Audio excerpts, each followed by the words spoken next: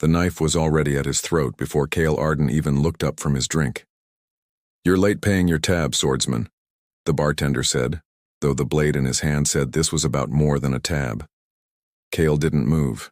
He was a big man gone soft in the wrong places and hard in the wrong others, with a face full of old scars and a jaw full of old regrets. 2 fingers were missing from his left hand, taken in a war most people in Greyfall Station had already forgotten. He looked at the knife the way a man looks at a fly he can't be bothered to swat. "Put it away," he said. "Or use it. I don't much care which." The bartender hesitated. That hesitation was the only reason he kept his hand. Kyle finished his drink in one long pull and set the glass down hard enough to crack it. Greyfall Station sat on the edge of nowhere, a rusted ring of metal spinning above a dead moon, filled with people who had nowhere else to go. Kyle fit right in. 10 years ago, he had been a soldier of the Human Concord, one of the blades that helped end the Xanthari Purge, a war humanity was never supposed to survive, let alone win. Now he was just a drunk with a sword he never drew and a past he never spoke of. The door of the tavern slammed open. A girl stumbled in and the whole room went quiet. She couldn't have been older than 16, thin as a wire, wrapped in a cloak too big for her frame. Blood soaked through the fabric at her side.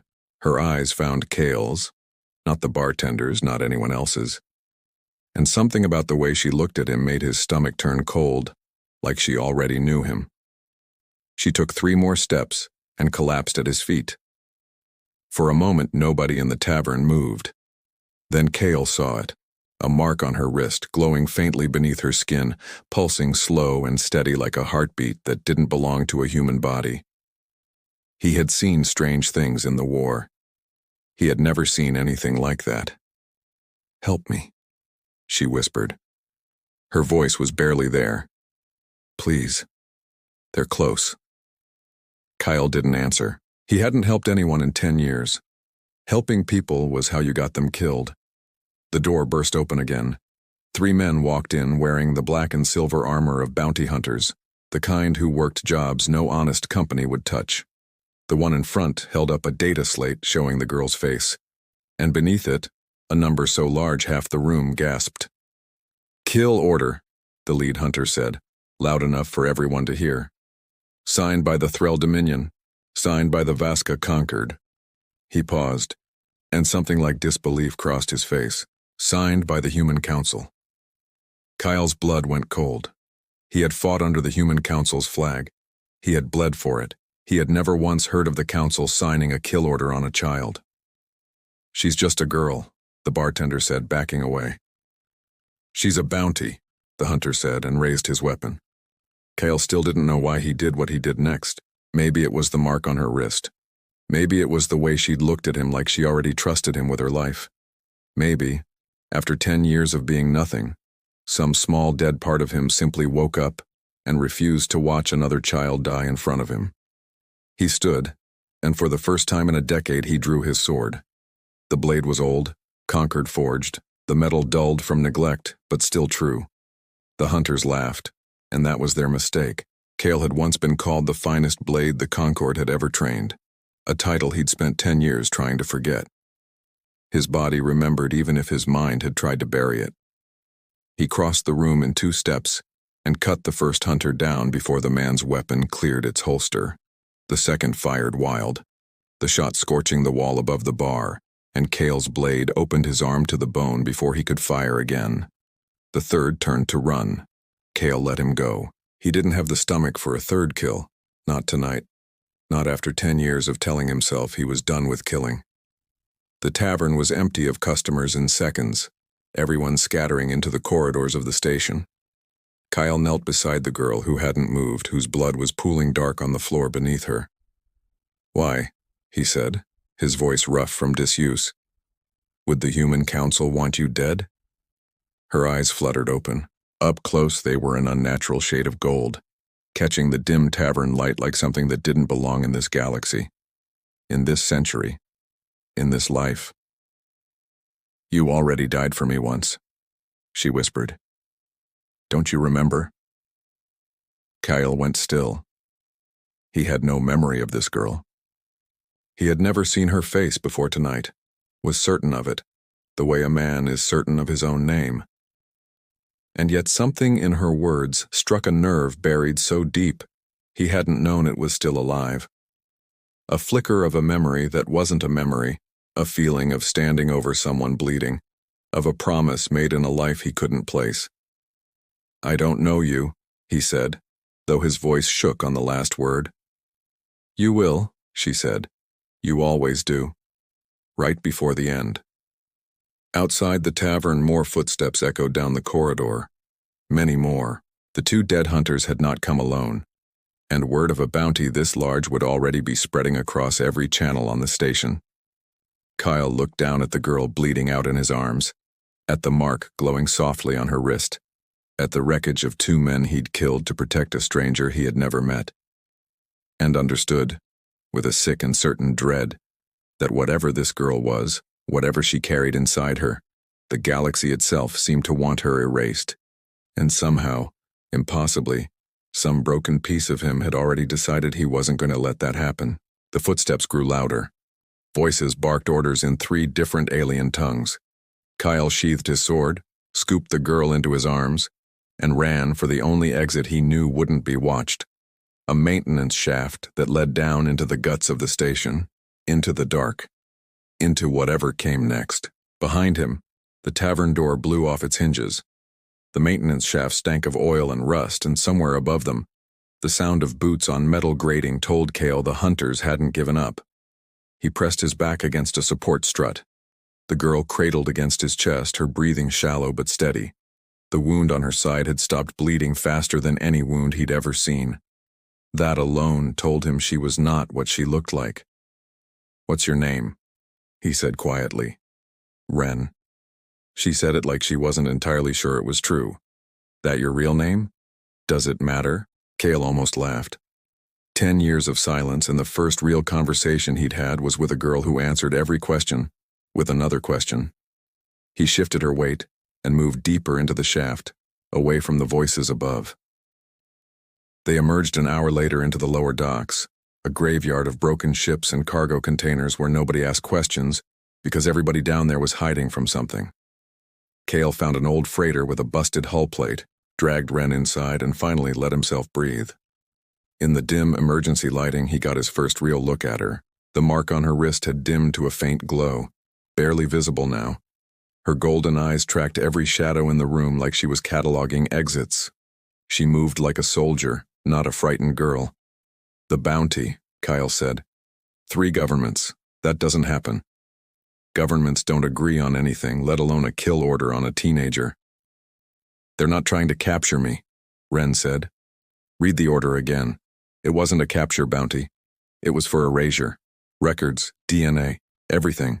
They don't want me dead. They want me to have never existed." Kyle felt a chill crawl up his spine. He had seen erasure orders exactly once before during the war. On a target so dangerous, the Concord had decided the safest outcome was to remove all evidence the person had ever lived. He had never learned who that target was. He had only followed orders. "Why?" he said. "What did you do?" "Nothing," Ren said, and for the first time her voice cracked, just slightly. "I haven't done anything yet. That's what scares them." Before he could press further, the freighter's hull rang like a bell. Something heavy had struck it from outside. Cale was on his feet with his sword drawn before the echo faded. "They found the docks," Ren said, not a question. "They always find the docks eventually," Cale muttered, and pulled her toward the rear hatch just as 3 shapes dropped through the busted hull plate above them, weapons already raised. The fight that followed was fast and ugly. Cale cut down the first hunter in a single stroke, spun to block a shot meant for his head, and put his blade through the second man's shoulder before he even registered he'd moved. It was the war coming back to him, muscle memory older than the decade of rot he'd buried it under. The third hunter aimed not at Cale, but at Ren. Cale didn't think. He threw himself between them, felt the shot graze his arm, hot and searing, and staggered back with a shout. Ren caught him before he fell, her small hands pressing against the wound. And the pain simply stopped. Not faded, stopped, all at once, like someone had switched it off. He looked down. The graze was gone. Not scarred. Gone, like it had never happened. "What are you?" he breathed. Wren didn't answer. She looked as shaken by what she'd done as he was. They left the third hunter alive and fled deeper into the station's forgotten underlevels, until they reached a door Cale hadn't opened in 10 years, a reinforced hatch marked with a faded Concord insignia, hidden behind a wall of cargo crates he'd stacked there himself the day he was discharged. "What is this place?" Wren asked. "Somewhere I hoped I'd never come back to." He keyed in a code his fingers remembered better than his mind did, and the hatch hissed open onto a small bunker. A bed, a locker, a rack of old gear gathering a decade of dust. And at the center of it, mounted on the wall like a relic in a museum no one visited anymore, a sword. Not the one at his hip. A different one, older, its hilt wrapped in cloth gone gray with age. "You have 2 swords," Wren said. "I have 1 sword I use," Cale said, "and one I swore I'd never touch again." He crossed the room and opened the locker at the back, digging past the war-era gear he'd hidden here the day the Concorde stripped his rank. Evidence, contacts, things he'd never had the courage to use. As he reached the bottom of the locker, his hand brushed a small hollow emitter, and before he could stop himself, muscle memory activated it. A projection flickered to life in the center of the room, the face of a man Cale hadn't seen in 10 years. A man he had once called friend, once called commander. A man Cale had watched die on the last day of the Xanthari purge. Wren went rigid the moment the projection appeared. Her golden eyes widened, and for the first time since Cale had met her, she looked truly afraid.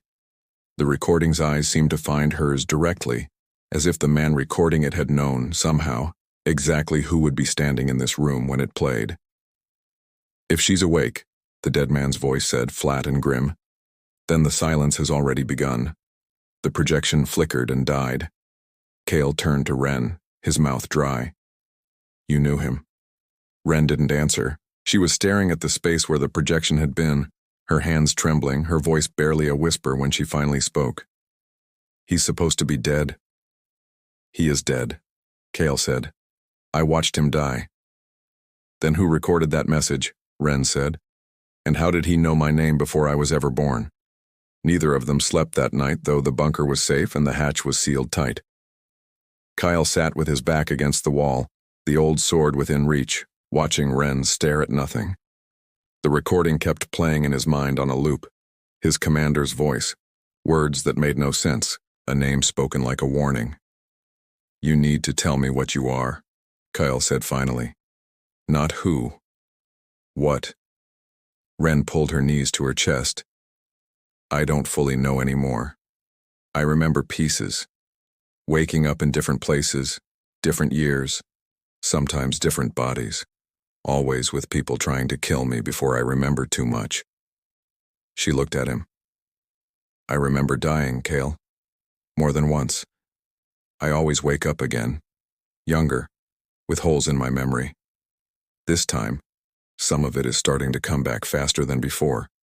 That scares them more than anything I could ever do to them." "Who is them?" "Everyone," she said simply. "Every government that ever learned what I am."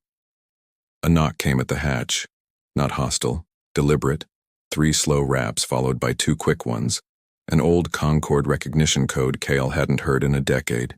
He drew his sword anyway and opened it a crack. Standing outside was an alien Cale recognized instantly by the crimson markings across his face. Threll, one of the 3 species that had signed Wren's kill order, but this one wore no Dominion insignia. His armor was stripped bare, scorched in places, the mark of someone who had been cast out. "My name is Yisaru Vek," the alien said, in accented but fluent Concord standard. "I am not here to collect the bounty. I am here because I refused to collect it 7 years ago, and my people have hated me for it ever since." Kyle kept his blade raised. "Convince me." "The girl is not a weapon," Vek said. "That is the lie every government tells its people to justify killing a child. I believe she is the opposite, I believe she is the only cure to something that has been quietly killing entire worlds for longer than any species in this galaxy has kept written history. Ren appeared behind Kale, studying the alien with an unreadable expression. "You knew me before," she said, "in a different life." "I met a version of you," Vec said quietly. "Once. She died in my arms, trying to warn my people about something called the Silence. They called her insane. They erased the records rather than investigate her claim. I have spent 7 years trying to find proof she was telling the truth." Kyle lowered his sword, though every instinct told him not to trust an alien intelligence officer who showed up at exactly the right moment with exactly the right story. But Ren's face told him something else. Recognition, however faint, however fractured. "We can't stay here," Vec said. "Every hunter on this station is now converging on the lower docks. We need somewhere neutral. I know a trade station 2 jumps from here, outside any single government's jurisdiction.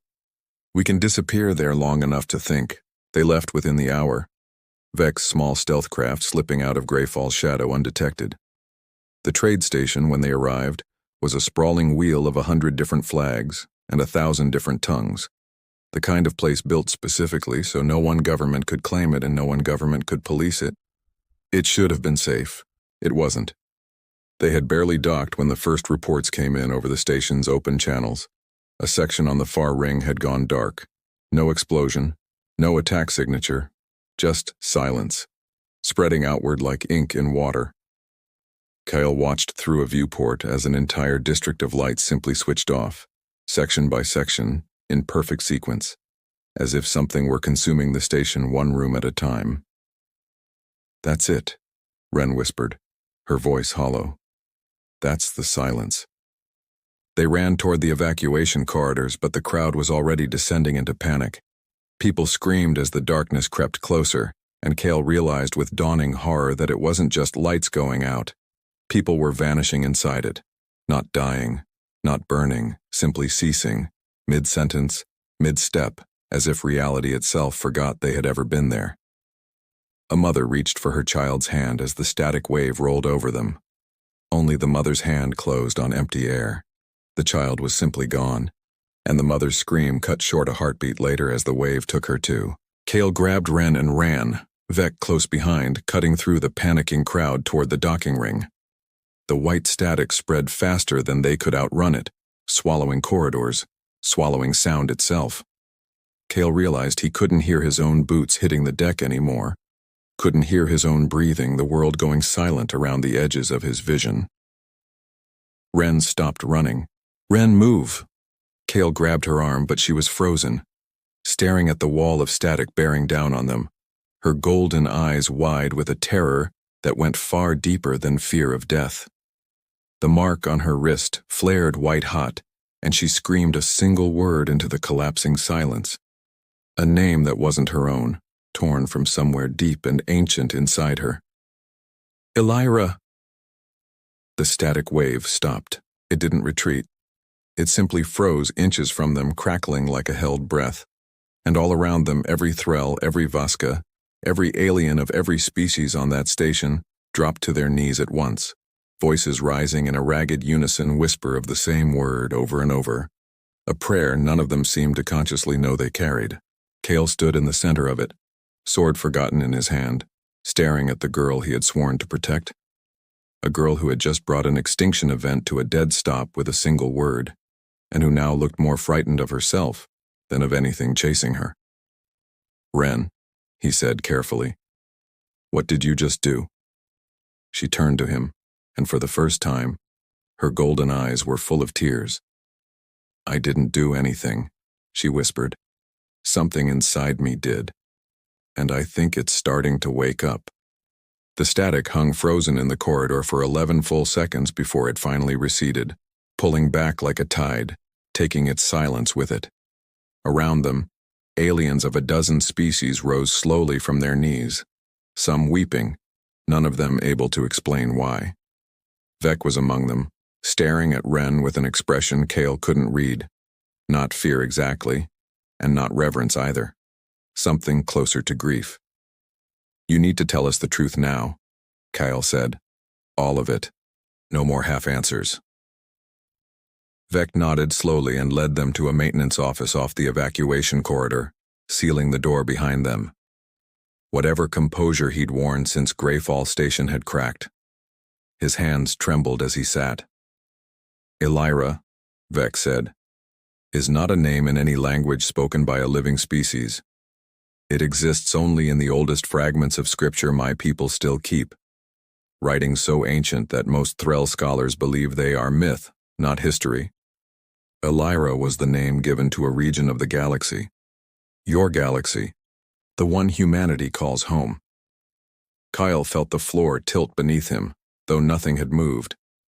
The scripture says our ancestors were warned never to return there, Vec continued, because the ones who sing in Elira do not stay dead. That's insane, Kyle said. Is it? Vec said quietly. More insane than what you just watched a 16-year-old girl do to an extinction event with a single word?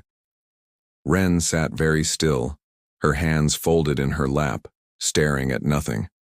When she finally spoke, her voice sounded older than it had any right to. I'm starting to remember, she said. Not everything. Pieces. There was a war, long before the Xanthari Purge, long before any war your history remembers. Humanity fought something called the Silence directly. Not with weapons, with something else. And they won. But winning meant sealing it away at a cost so great it erased almost every record of the war itself, on purpose, so no one would ever be tempted to break the seal again. And you're part of that seal, Kale said slowly, understanding dawning cold and heavy in his chest. I'm a fragment of it, Ren said. I don't fully understand what that means. I only know I've died dozens of times, maybe hundreds. Always young. Always before I remember enough to be dangerous. Every government that's ever discovered what I am has made the same choice. Kill the fragment before it wakes fully. Because a fully awakened seal means the Silence is close to breaking free. Kyle sat down heavily across from her. 10 years of drinking away his memories, and now he understood with sick clarity that his own past was tangled into hers in ways he hadn't even begun to grasp. The recording, he said. My commander. He knew you. Ren nodded, her eyes glistening. You've protected me before, Kale. In a life before this one. I don't remember the details. I never do, not fully. But I remember the feeling of being protected by you. It's the only feeling that's ever carried over between lives. That, and the fear. Kale's mind reeled back through a decade of half-memories, of a court-martial he'd never understood, of accusations of a war crime that had never made sense even to the tribunal that convicted him. He had always assumed he'd simply blacked something out, some horror of war too ugly to remember. Now he understood it differently. The Conquered hadn't erased his crime. They had erased his memory of saving her. That's why I was discharged, Kale said, his voice hollow. That's why they buried me on Greyfall Station and let me rot. I wasn't punished for what I did wrong. I was punished for what I did right. Before Vec could respond, the office door shuddered under a heavy impact. Alarms blared through the station's speakers, no longer warning of the Silence but of something far more immediate. A fleet had dropped out of warp above the trade station, and it wasn't flying Threll colors or Vasca colors. It was flying the flag of the human Concord. Kyle moved to the window in time to see 3 battlecruisers taking position above the station, their weapon arrays already charging, painted with the same insignia he had once worn on his own chest with pride. His comm unit, silent for 10 years, suddenly crackled to life on an old frequency he hadn't used since his discharge. Arden, a familiar voice said, cold and precise. I know you can hear this. Kale's blood ran to ice. He knew that voice. He had heard it giving orders for 3 years of war, had trusted it with his life 100 times over, had watched, or thought he'd watched, its owner die on the last day of the Xanthari Purge. You're supposed to be dead, Kale said into the comm, his hand shaking. So are you, the voice replied. And yet, here we both are. Stand down, Arden, hand over the girl, and I promise your death will be quick. This time I won't let you save her. The battle cruiser's weapons finished charging, aimed not at any single target but at the station itself, at the entire sector, a full detonation order, wide enough to erase every trace of Ren's existence, along with everyone standing near her. Kale looked at Ren, at the terror in her golden eyes, at the fragile weight of a decade of buried truth now collapsing on top of them both, and understood there was no more time left to think. "Vec," he said, drawing his sword. "Get her to a ship, now." "And you?" Vec asked. Kale's jaw tightened as the comm crackled once more with his dead commander's voice, counting down the seconds until the order to fire. "I already died for her once," Kale said quietly. "I'm not doing it halfway this time." The first Concord strike team hit the docking ring before Vec could get the ship's engines warm. Kale met them in the corridor alone, sword drawn, the old war instincts flooding back into his body like a tide he could no longer hold back.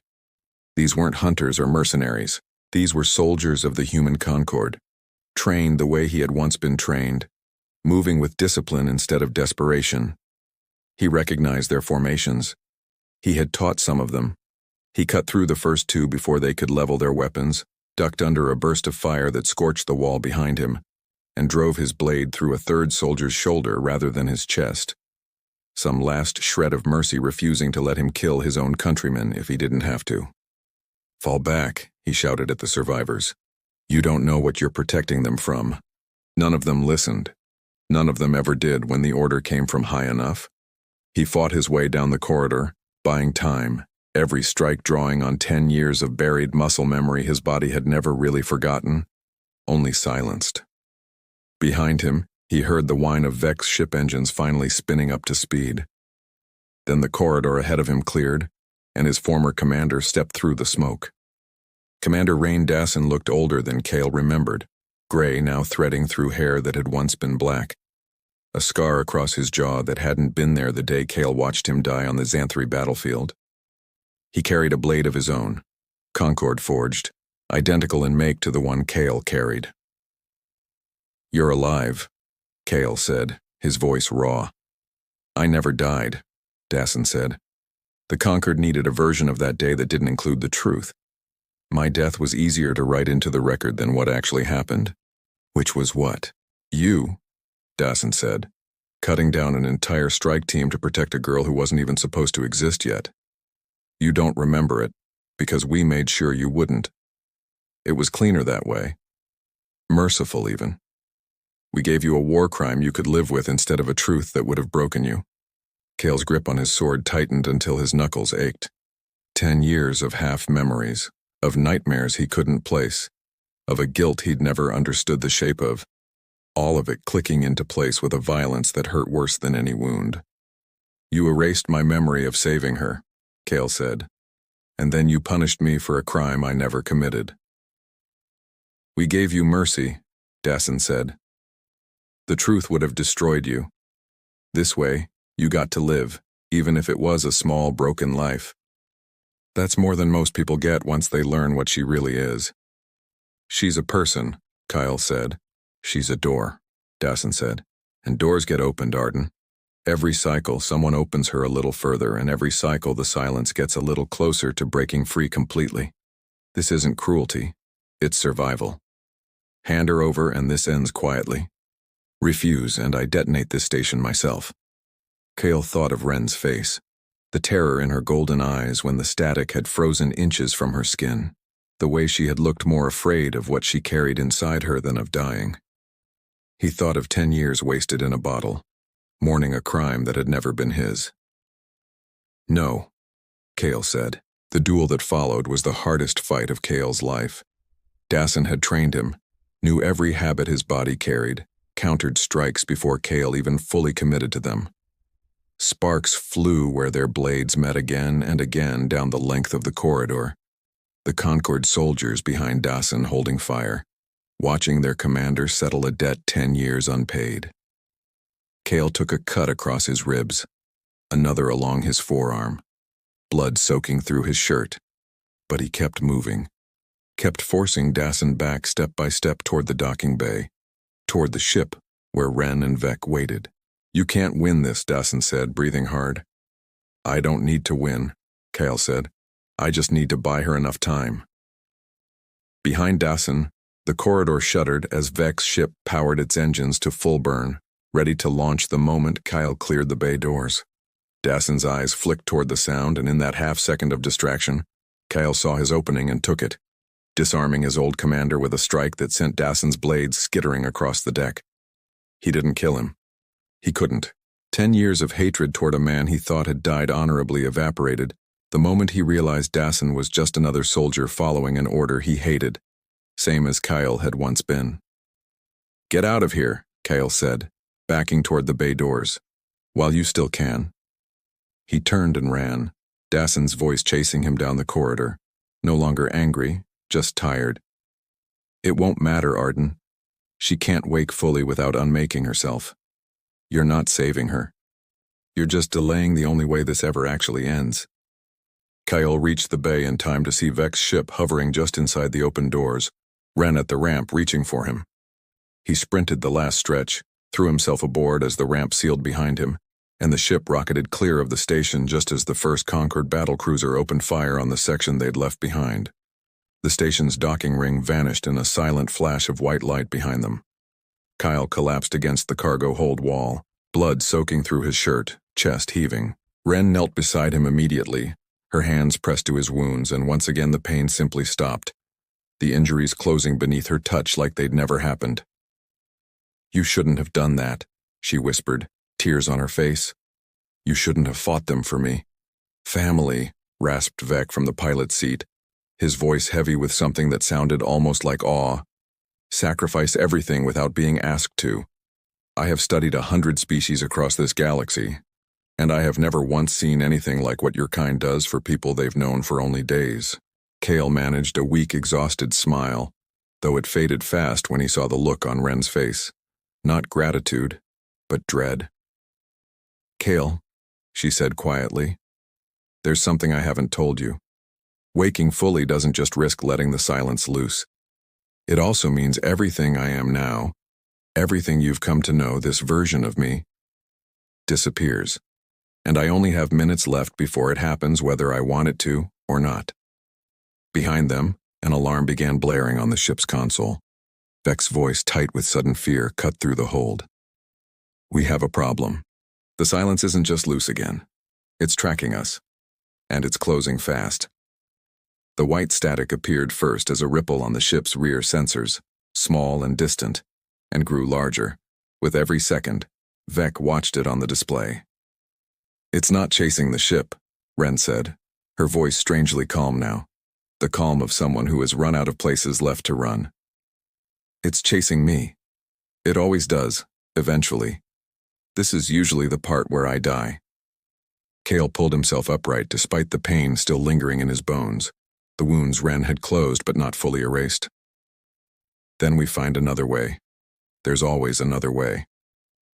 Not this time, Wren said. I remember now. All of it. Every cycle, every death, every life I've lived and lost since the seal was first made. I know why it never worked before. Vec turned from the console, his crimson-marked face pale. Then tell us. Wren looked at Kale, and for the first time since the tavern on Greyfall Station, her golden eyes held no fear at all, only a terrible, aching certainty. The seal was never meant to be a person, she said. A person breaks. A person forgets or dies or gets erased by frightened governments who don't understand what they're protecting themselves from.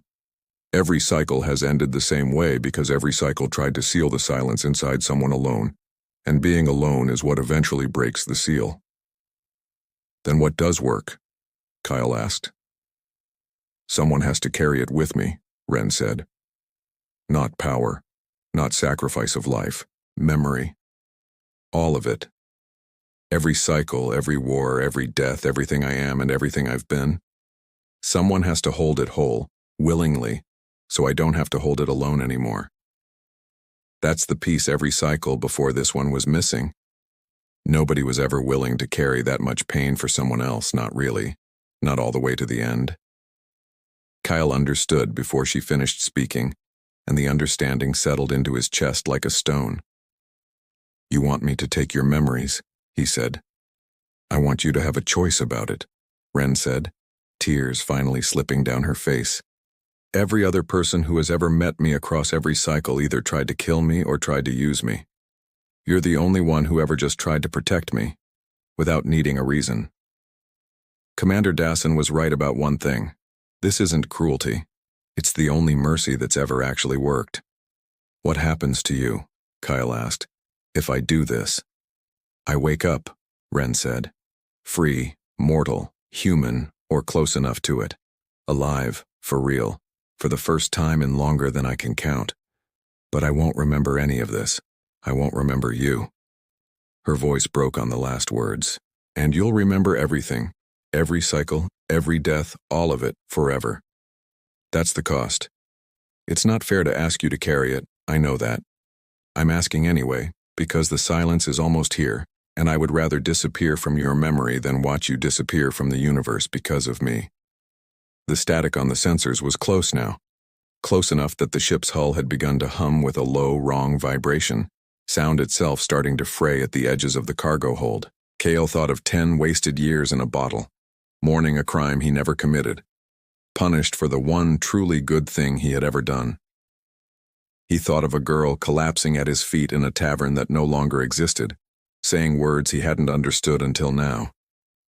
He thought about what Vec had said, about family, about people who sacrifice everything for someone they've known only days, because that was apparently something only humans still remembered how to do, without being asked twice. "Do it," Kyle said. Ren took his scarred hands in hers, the mark on her wrist blazing gold, and the cargo hold filled with light. What followed was not pain exactly, though it felt like the ending of something. Kyle felt centuries pour into him all at once. Wars fought under skies that no longer existed, deaths in bodies that had never been his, a seal forged at the cost of an entire civilization's memory, cycle after cycle after cycle of a lonely fragment of something ancient trying and failing to hold a door shut by herself.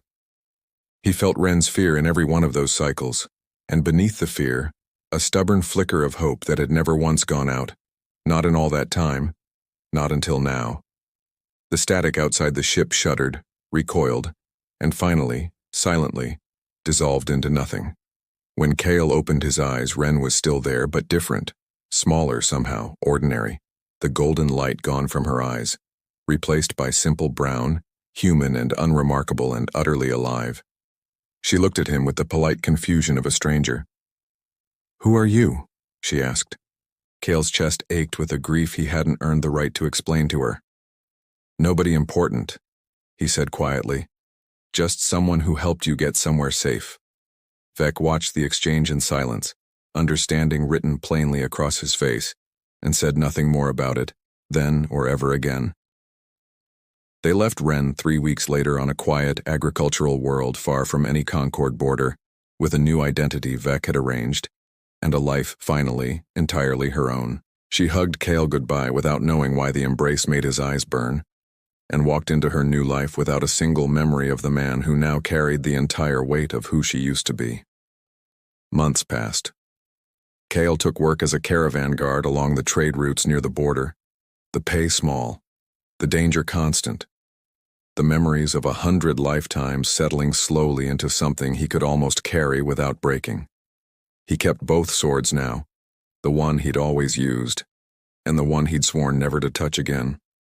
Hung side by side, a debt finally paid, and a promise finally kept. He was loading cargo at a dusty trade outpost when a bright-eyed young woman bumped into him on the platform, apologized too quickly, and then paused, studying his face with an expression he recognized instantly, and she could not explain. "Sorry," she said, tilting her head. You look familiar. I don't know why." Kale managed a small, tired smile, the kind a man wears when he has decided some things are worth carrying quietly, forever, without ever asking for thanks. "Common face," he said. "I get that a lot." She laughed, shrugged, and walked on, and Kale watched her go, feeling something in his chest that was not quite grief and not quite peace, but something new, built carefully out of both. Word had already started to spread across 100 worlds by then, whispered among aliens who still didn't fully understand what they'd witnessed on that trade station, or why the silence had gone quiet after centuries of quiet slaughter. They didn't know the details. They only knew the shape of the story, the way stories always survive even when the truth gets buried. Humans don't win wars because they are the strongest species in the galaxy, the whisper went. They win because they are the only ones stubborn enough to love something, fully, completely, even knowing they might have to forget it. Cale Arden picked up his cargo, slung it over his shoulder, and walked back into a life he had chosen, one more time, without regret.